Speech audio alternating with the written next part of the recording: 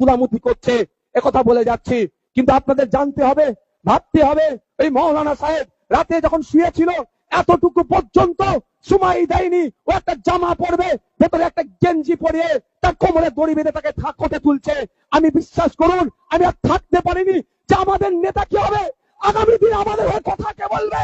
রোহিত বাবুলাকে এরাই খুন করেছে, চুনি কোটালকে এরাই খুন করেছে, আর আজকে মৌলানাটাকে ওই রকম ভাবে মুক্তিটাকে তুললো। পশ্চিম বাংলার এত মুসলমানদের নেতা কোথায় গেল? তাদের মুখে কথা নেই কেন? বিশ্বাস করুন, আমি মাথা ঠিক রাখতে পারছি না যে আজকে কোন জায়গায় দাঁড়িয়েছেন আপনারা। আপনারা আমাকে বিজেপির দালাল বলছেন, আর আজকের দিনে একটা মুফতি সাহেবকে কোমরে দড়ি বেঁধে কোথায় তুলছে, আপনাদের মুখে কথা নাই। আর কবে আপনারা কথা বলবেন? বাবার সময় এসেছে, প্রতিনিধি তৈরি করুন, আপনারা কথা বলবে।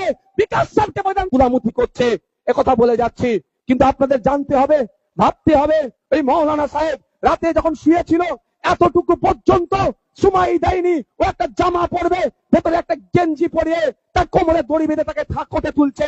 আমি বিশ্বাস করুন, আমি আর থাকতে পারিনি যে আমাদের নেতা কি হবে, আগামী দিন আমাদের হয়ে